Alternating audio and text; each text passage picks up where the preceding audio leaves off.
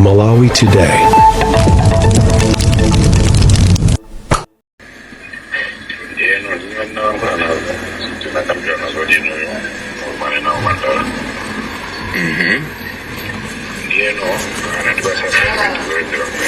Akuluakulu zambiri zikuchitika kunjakwa. Mawu amene mukumvawo tu ndi Aniki Chakwera. Nkhani yokhuzana ndi mafuta imachitika ku State House. Umenewo ndi mutu wa nkhani. Namiwa wabwera ndi ma audio apa amene akuonesa kuti President Lazarus Chakwera, Aniki Chakwera ndi anthu ena anatengapo gawo pozembesa mafuta amene amasowa mdziko muno amene anachoka ku DRC. Nde ife sitiri pano kuti tilongosole zambiri, tangomverani zimenezi.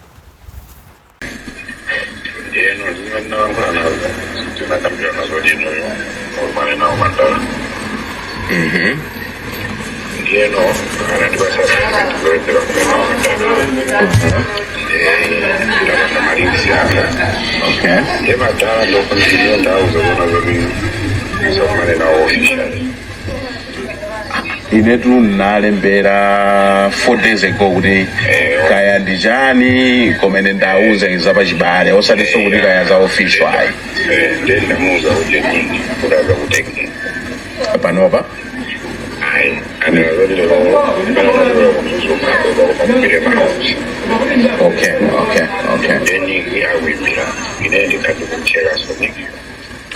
Okay, chabwino. Ndeno izizi sikayo ibyo mubide na official. So ayi official ndiyambana ndamayi. Official bajama isafuna zibira kumekuja amafuna zibira ndiwo komanso ndantu amene tolimbana nawo asikhala bwino ayi. Ndabanga zezo so Nick is gonna call you kuli mawa manena osi. Fantastic. Wale oro koma manena zora engagement again. Okay. We have fixed the phone call. Fantastic. Okay, thanks you all. Thanks so much. Yeah. Okay, thanks. Yeah. Okay. Yeah. You're a good man. Thank you, sir. Yeah. Addison.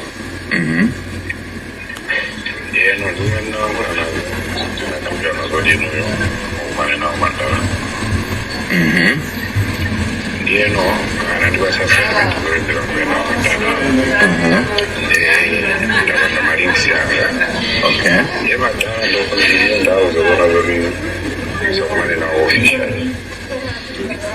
Inetu nalembera 4 days ago kuti kaya ndijani komene ndauze zapa chibale osatiso kuti kaya za official ayi ndenda muza uje nini kudaza kutekni panopa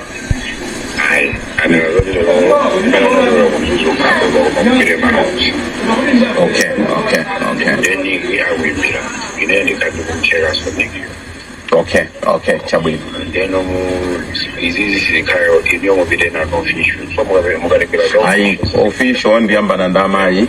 Official bajama isafuna zibira kumekuja amafuna zibira ndiwo komanso ndantu amene tolimbana nawo asikhala bwino ayi. Ndabanga zezo so Nick is gonna call you kuli mawa manena osi.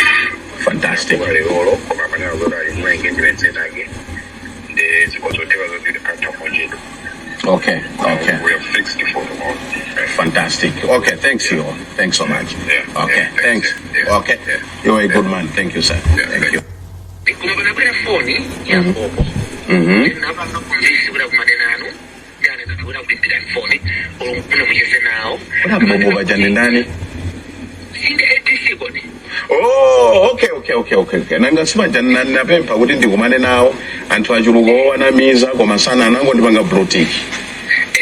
Ndafotokozera nambere zitsekisiri. Ndafotokozera mende akuja. Ndafotokozeraso anabita bwana kwadino tenda nina kuteya. Leo ndikani ya boma.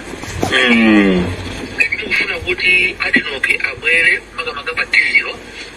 Kiwa adinoke di 99. Wow, 57. Petro wakuweti 41. Diesel wow 58. Anazanduza kuti why don't you need to share the cake? Why don't we bring in Kuwait here? Diesel nenda kuti if the operator kambira nende bwana anga chikoni ndakuda ndati atsikuita ine nalembera baja text bwana kuti ndaone because sinchito yomagwira chonchi ayi ndaone ndafotokozere koma iwo osaedisiwo nakambirana nawo kuti chonde bwana awo takumbutsani kapena ngati pali munthu amene angamulole kuti ndimuuze akauze our part of the story ndi mmene I don't know achabuno ndidikira phone yawo ndidikira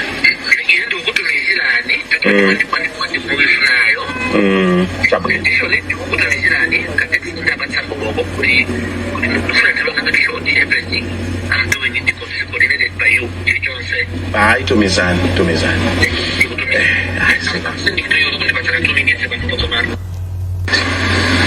gafu ya mwe kugenya mapereka pa $88 kuna naonjezerapo 100 and you say souls didn't question anything kugenya chumwe chinadabwitsa fena kuti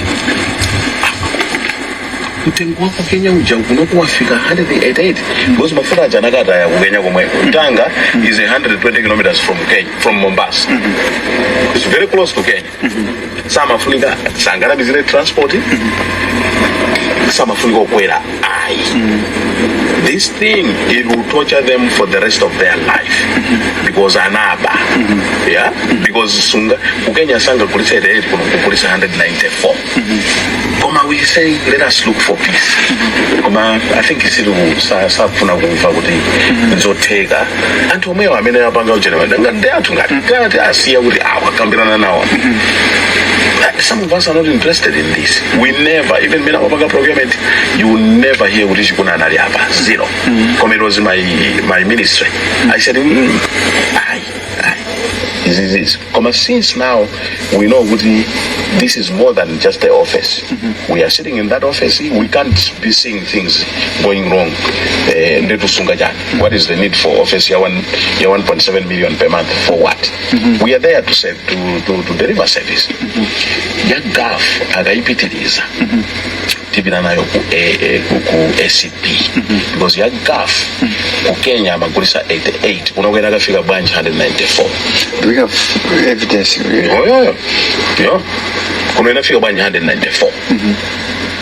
If they want akanene komwe kuti no gaf kunokwenda because mafuta anakataidwa kutanga some no can any difference. Some no can any difference in terms of price. Yeah. Zumu kwambiri ndinanena kuti zisiyanirako pang'ono chifukwa chokuti lero tili ndi kalata imeneyi talembera mkulu woyimira boma pa milandu pa Chingereza mati Director of Public Prosecutions DPP. Chifukwa chani talemba kalata imeneyi amanena kuti mlandu opanda mboni ndi ovuta ndifake tinayamba ndi mauthenga aja koyambirira munamva mtsogoleri wakale wa dziko lino amene pano pawayamba kuyiwalika makonda pa television siku ndi siku. Ngati sali pa television ali mndege, ngati sali pa mndege akupanga ma press ups panseu, ngati sali kupanga ma press ups panseu akupalasa njinga ku Germany. Ama kamba nkhani yonena kuti akwadziwa anthu amene amachita zakatangale kunokuma ayankhula okhani mawawo ankayankhula poyera pa misonkhano yokopa anthu tisasala ndi sabata ziwiri kuti tikavote sanayankhule malo amodzi pena paliponse amayenda amanena mpaka mabawo. Ndeni mafandi kuuzeni kuti mtsogoleri wa dziko asanayambe kulamulira dziko amalumbira kunena kuti agwira ntchito yake mosakondera komanso mosaopa.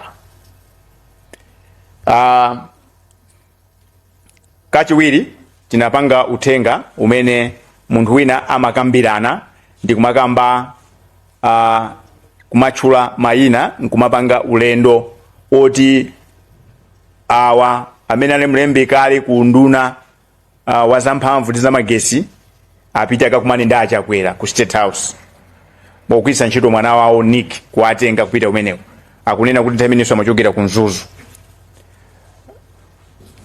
Kachikena taseweranso uthenga wina umene achikuni mlembi wakale ku nduna wa zamphamvu zamagesi amayankhulana pa telefoni ndi mkulu wa bungwe la Nokma padakali panopa.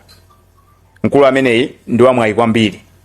Nthawi ya MCP anali Chief Executive Officer wa Nokma, MCP inachoka mboma lero ndikunena pano mkulu amene Dr. Clement Kanyama adakalibe chief executive officer ku NOCMA. Koma nkhani situ kamba za mwayi wake ya. Koma nkhani ndona kuti Achakwera adauza dziko kuti kuli anthu kumene kwakupanga katangale poyera.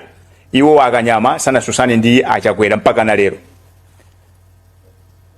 Chinthu chachiwiri chonena kuti mwamva muuthenga muja manena kuti we should share the cake. Komanso mukamvesera bwino mukutchulidwa mayina amene ja Madala, Alison, Amayi, Chikuni, Niki, zonse zatchulidwa. So apa mwachidule zikusonyeza kuti nkhani ya mafuta Malawi muno imapangidwa ku State House. Ndifa yake mlembi Afonso Chikuni akunenesa kuti ya nimafuna ndimwanende abwana awo ndiye wina wapanga plani yonena kuti amadziwa kuti akagwisa ntchito normal procedure sakapita ku State House fa mwamva anachula zina la ADC, aide du camp, that's a French word, amatanthauza msilikali amene amatumikira msogolero wa dziko. Ndi amafuna apange bypass system kuti akalowe ku State House anthu ena asaziwe, anthu amene akwawo pawo Achikuni akunena okha.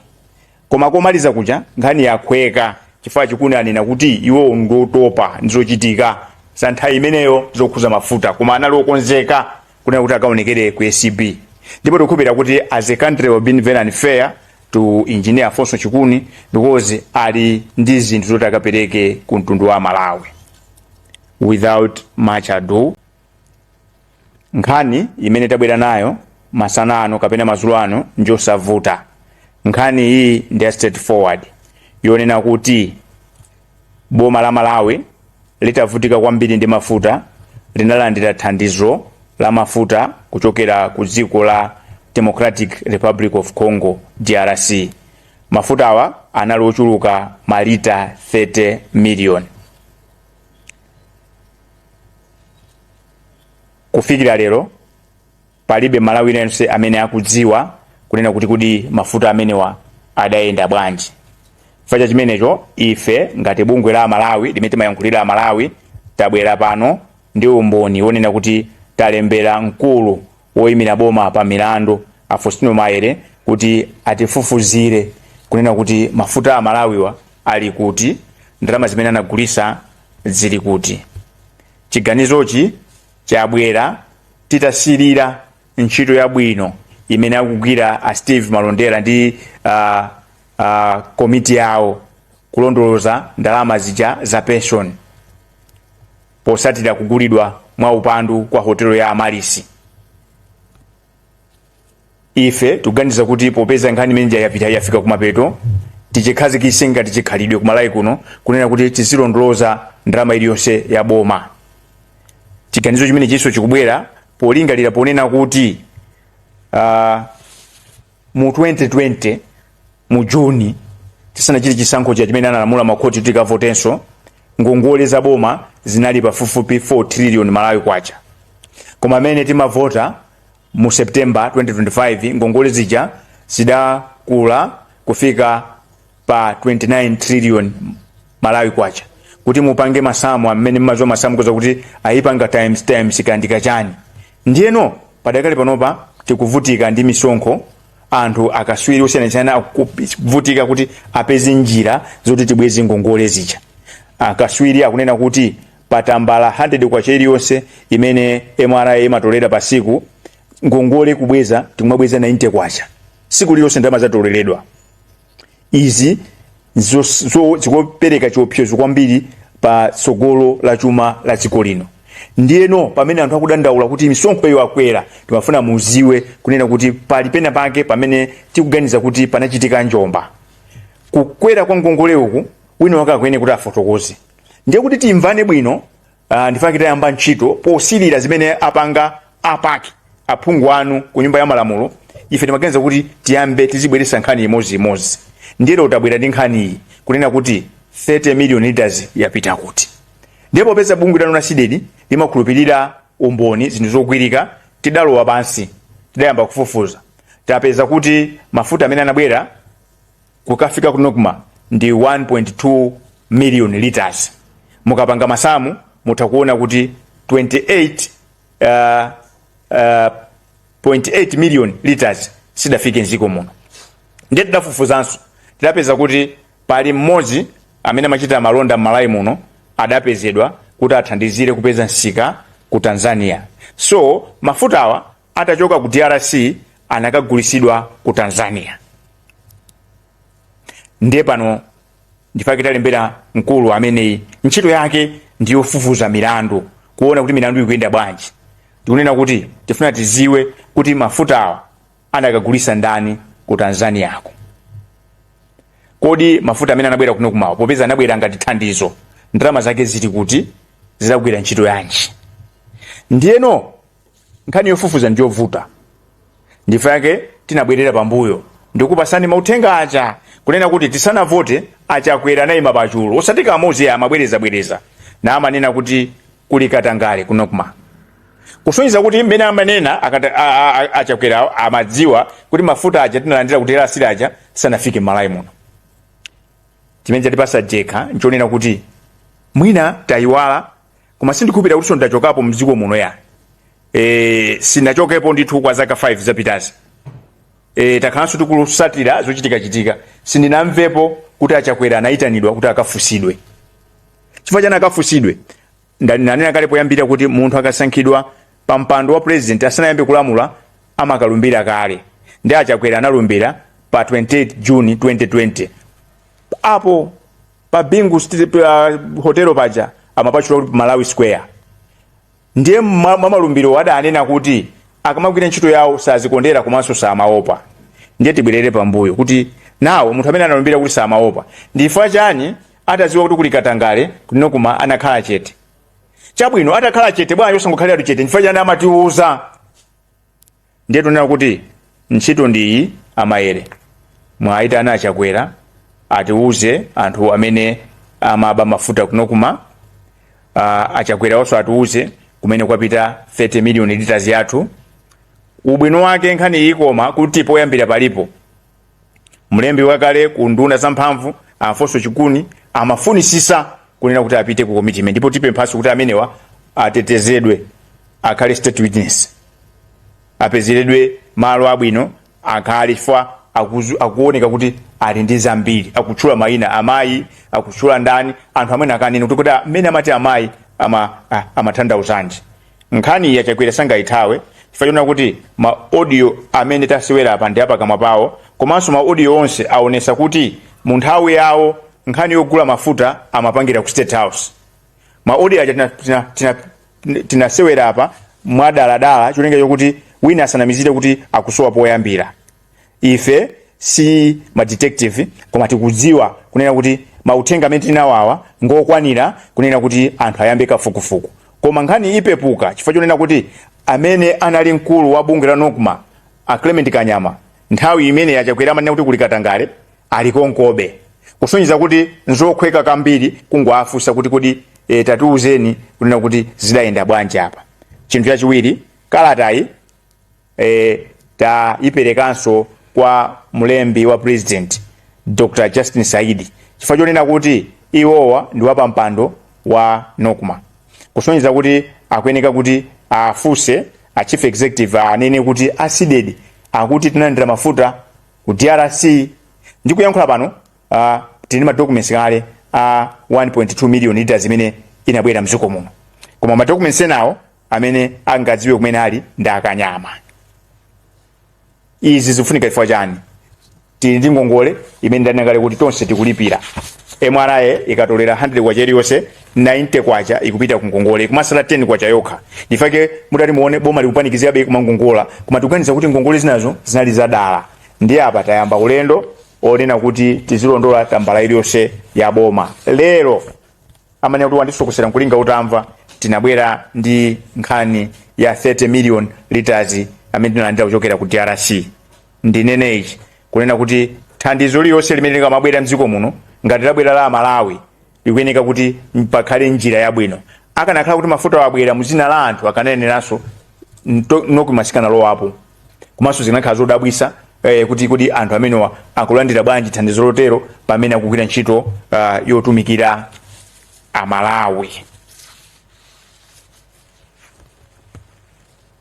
ndikukhulupirira kuti mmene takuuza nkhani imene amalawi ambiri mwakumbukira zambiri zimene zinachitika zomwe sizidathe bwino. Anthu ambiri akunena akuyamikira mmene akuchitira mtsogoleri wa dziko Professor Arthur Peter Mutharika pa nkhani ya Katangale, komanso zikuoneka ngati kuti timu yace anyamata ake akukhala ngati kuti ntchito amusiyira. Ndithokoze panopa a George Partridge fa anena ku nyumba ya malamulo kunena kuti ndalama za pension zija sizinapite zonse 70 billion ayigwira. Tathokoze, koma ife tidikira kuti recovery yonse ifike pa 90 billion paja. Now anthu sono ayamba kuyima nkumaoneka kuti amene akuyimba akulimba mtima kumayima ndi Professor Mutharika ndani. Partridge mulandire malu wanu kumeneko, mwayima ndi Amalawi, mwayima ndi APM. Ndiye pano pa lero ntchito itayipereka kwa Amaere. Ntchito iyi tikuyiperekanso kwa Justin Saidi amene ndi mlembi wa President Nduna komanso ndi wa mpando wa Nukma, kunena kuti Amalawi afuna amve. Ndiye maso panopa tiyangane kwa Justin Saidi, maso tiyangane kwa Faustino Maere kuti apanga ngati mene achitira George Partridge kuchita utumikira Amalawi, chifukwa poyambira tapereka kale. Ndinene pano kuti makalatawa taapasa kale, umboni ulipo kuti alandira, komanso mautenga amene ndimaseweraja ali nawo. Choncho nkhani ya lero siyopita kutali, sizofunaso kuonjeza gagamdiwa ayi. Nkhani ndonena kuti muulamulo wapita uja mafuta amagulidwa ku State House. Ndiye popeza mafuta amagulidwa ku State House achakwera ndi anthu amene achulidwa aja, nkhani imene sangayikane. Polingalira kuti taona kuti anthu amene timaganiza kuti safuna kumenyana ndi Katangale ayamba kutuluka kumayima panopa muyeso wa Faustino Maere ndi umenewu kuti kodi tikamamaliza press briefing atani mutenge mafoni mwaimbire mwauze kuti anamiwa auza mtundu wa Malawi kuna kuti akulembera ndikalata kuti Amalawi afuna amve kuna kuti mafuta 30 million anaenda banji ati akupasani poyambira. Ndiye koma sana kupasa nthawi timakonda kupereka ultimatum, sitipereka ultimatum fa tuganiza kuti nthawi yakwana tiziawerenga anthu amene akugwira ntchito mboma kuti amene akuyima ndi APM ndi angati, amene alokonzeka kusinthanso dziko ndi angati, amene akulimbana Katangale ndi angati. Ndanakale kuti masana ano Amalawi ni mboni aziona okha kuti a George Partridge akuyima ndi APM. Ndiye pala anthu awiri awa Saidi ndi Faustino Maere. Nkhani ndi imene chifukwa cha nthawi ndimaganiza kuti mundilole ndi segule balole nkutheka kuti muli ndi mafunso, si timafuna kuti tichedwe pano kwambiri chifukwa nkhani iyi just straightforward. The floor is open for questions.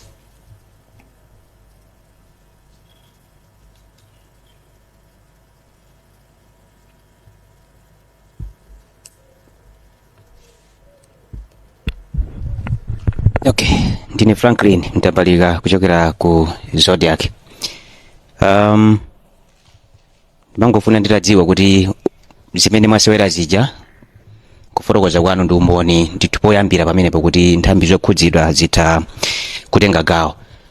Sindikudziwa ngati mukuganizira zokumana ndi mwachitsanzo komiti ya nyumba ya malamuloyo kuti mutha kuapatsa umboni ngati umenewo kuti nawonso akhale ndi poyambira. Nzoma kwambiri. Ndi furakuno kwambiri. Chokoma chonena kuti ndinasindika kunena kuti mmene mamveserera amene amayankhula achikuni anali munthu otopa, anadana kwambiri ndi Katangale amene amachitika pa nkhani ya mafuta. Ndi anthu ochepa amene amati akamagwira ntchito nkuma nena kuti ukukulizula kwika. Choyambira nene kuti ma recording amene aja they were consented to, anatenga with consent kunena kuti jambulani zimenezi ine ndatopa ndipo ndiokonza kuti ndipite ku ACB.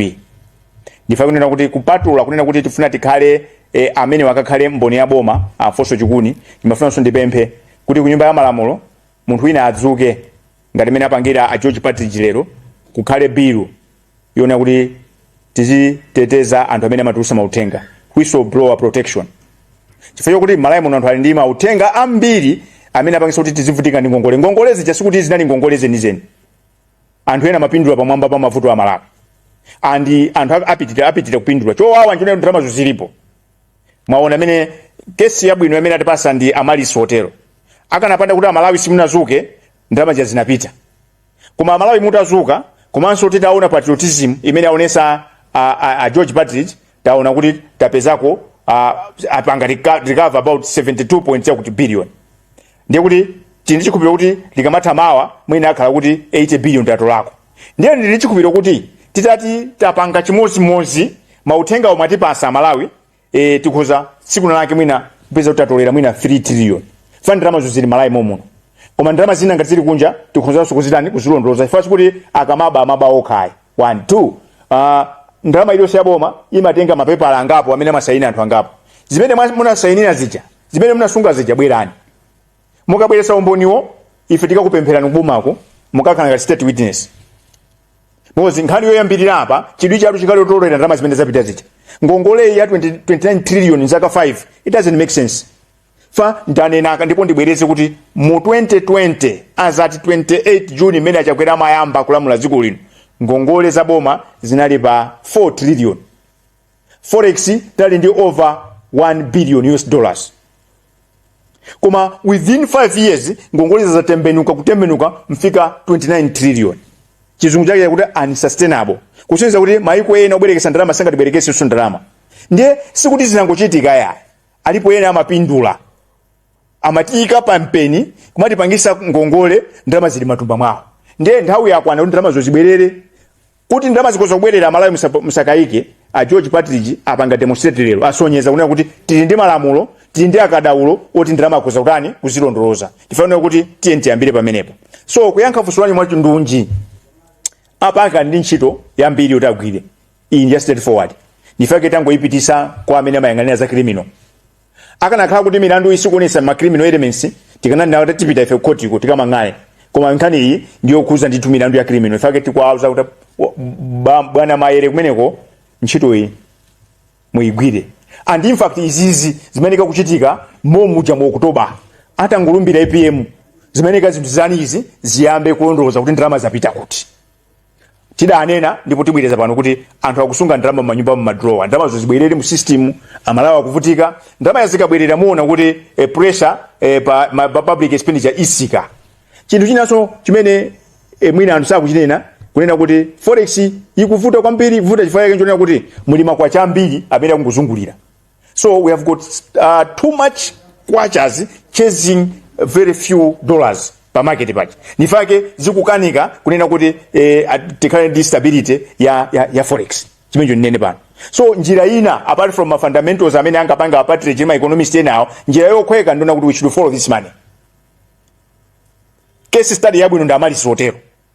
Tikhulupirira Malawi ndithu kuti ndizotheka kulondoza ndalama zathu kuzipanga recover. Choncho kuyankha funso lanu sindimakhulupirira kuti nkhani imene tikaonjezere apaki ngwira ntchito yabwino ndipo ntchito iyi amaliza tilanena kuti apolisi agwire ntchito tikubwerezaso pano iyi ntchito ituganiza ndi straightforward Amaere ayambepo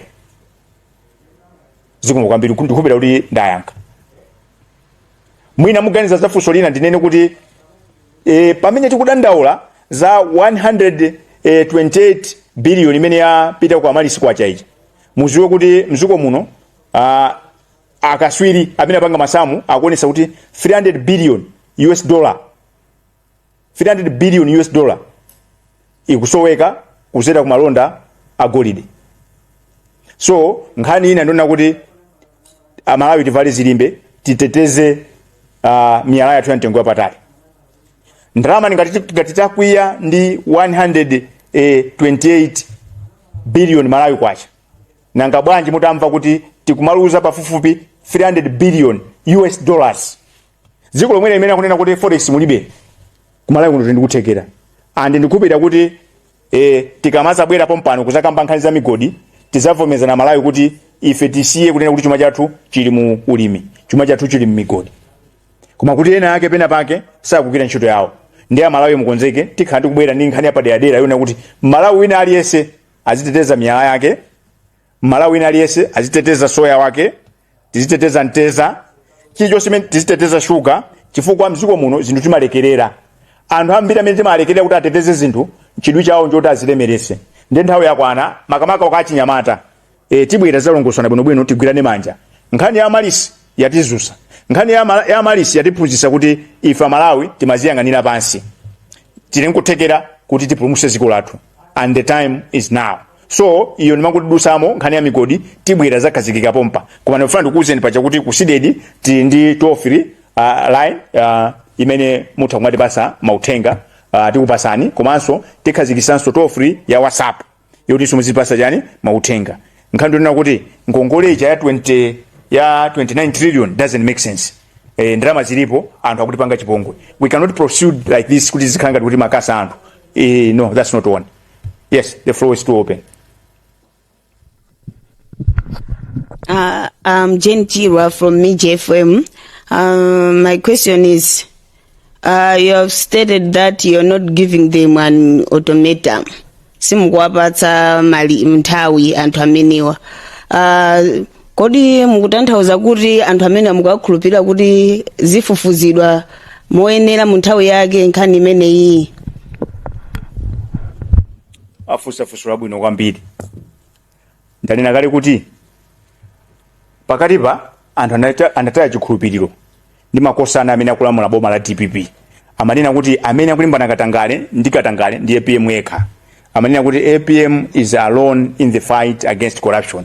Ndiye lero something has happened. Amalawi ndi numboni. Kupake kucha kwa ima George Patrick amene ndi governor wa Reserve Bank.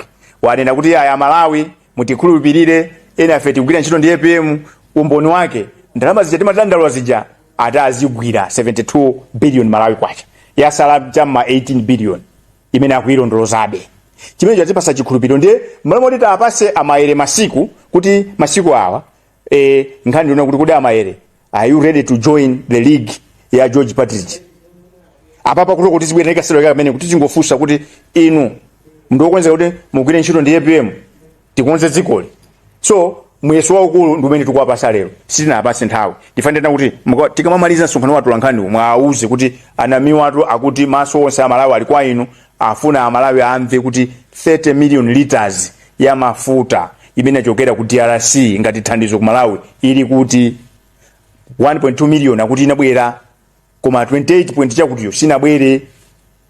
Koma poyambira achakwera ananena kuti kuli katangale kunokuma ubwino wake kunokuma waliko sikuna sana sunthe chibwerere boma la DPP kunokuma kanya kuti kwasintha kuna kutoka munthu omozeka, komanso ali Malawi momo aitani iyi nkhani yathakale.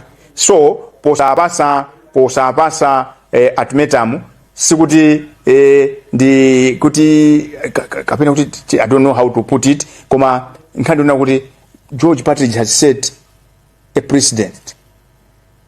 Now all those public officers, cabinet ministers, my PS, my directors, they have got one choice: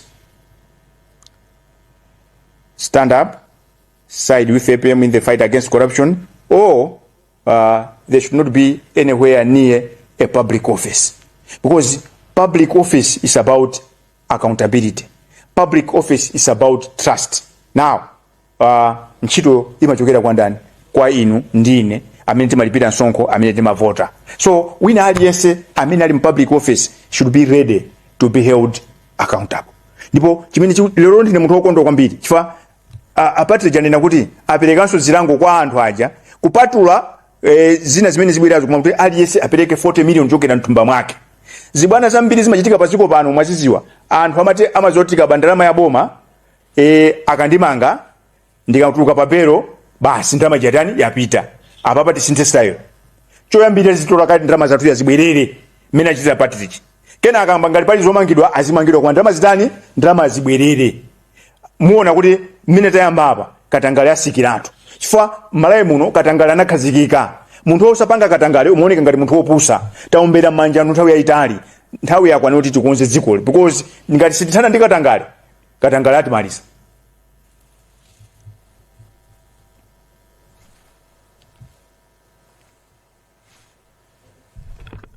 Joseph Mazizi, Capital FM. Slightly away from the issue discussed here. Baposa chedu hapa munalembera kalata ku bungwe la ACB zokudzananso ndi bungwe la Nokima pa business ya mafuta imene apatsa iuganiziro tapereka kwa allow me to go straight to the business of the day. I have a statement. No, my apologies. I have a letter which we have delivered, which we have already served the Director of Public Prosecutions, Faustino Mayele. This letter is dated the 18th of March, the year of our Lord 2026. Attention, Counsel Faustino Mayele. It is copied to Dr. Clement Kanyama, NOCMA Chief Executive Officer, copy to Dr. Justin Saidi, NOCMA Board Chairperson, copy to Counsel Gabriel Chambers, Acting Director General for the Anti-Corruption Bureau. Dear Sir, request for an explanation on the whereabouts of 30 million liters of fuel donated to Malawi by Democratic Republic of Congo, DRC. As a mouthpiece of the voiceless citizenry and in exercise of its governance watchdog role, the Center for Democracy and Economic Development Initiatives, CDED, writes you, sir, with reference to the above stated subject matter. At the onset, CDED would like to put it to you, sir, that this letter is motivated by the ongoing public inquiry being conducted by the Public Accounts Pack of Parliament following the controversial sale of the Amaris Hotel to the Public Service Pension Trust Fund, where Malawians that double as voters and taxpayers have demonstrated unwavering resolve to follow up on public funds. Now that all the relevant documents, including names of those implicated in this alleged scandal, are in the public domain, CDED is of a view that the same vigilance should be replicated in the same measure to other matters involving public funds and officials which until this day and hour have... I'll take this again. CDED is of a view that the same vigilance should be replicated in the same measure to other matters involving public funds and officials which until this day and hour have not yet been brought to light for the public's appreciation. As the Director of Public Prosecutions, DPP, CDED is of the opinion that you should be aware that the public debt did not just balloon from nowhere, from around 4 trillion in 2020 to 29 trillion in 2025. And worse still, Malawians are poorer than they were in 2020. We at CDED refuse the temptation of believing that this is a sheer coincidence.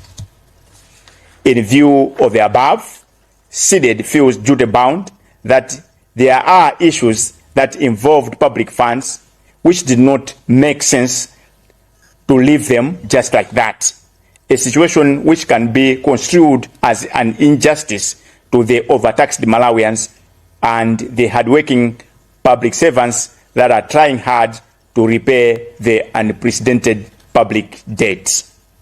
That said, CDED intends to bring to your attention the fact that a week or so prior to the September 16, 2025 elections, the then President, Dr. Lazarus Chakwera, who prior to assuming office took an oath to serve the nation without fear or favor, he is on record to have told the nation that he was aware of corrupt officials at the National Oil Company of Malawi, NOCMA. He went further to promise the nation that he would act after the elections. Unless CDED is missing something, the former president has not been summoned to justify his serious claims on a very serious matter that is threatening the very soul and spirit of our nation. As fate would have it, the Democratic Republic of Congo, DRC, is reported to have donated 30 million liters of fuel to Malawi at the height of the fuel crisis in the country. CDD's independent investigations show that only 1.2 million liters came to Malawi. The rest was allegedly sold to a company in Tanzania. A local company was involved in this transaction. Just like the Amaris Hotel, Malawians are interested in this matter since the fuel came in the name of Malawians and not specific individuals. Secondly, Malawians have the right to know the whereabouts of the proceeds accrued from the sales of the same. Since the former president is on record to have hinted that he knew the corrupt elements at NOCMA, CDD is challenging you, Council, to follow up on these sentiments, which we believe have provided you with a very handy starting point to follow up this gift from DRC. Let those involved in this transaction account for their actions and or failure to act. It is Malawians' expectations that your office will treat this matter with the agency it deserves. Yours faithfully, Sylvester Namiwa, seated Executive Director. Thank you very much for your kind attention.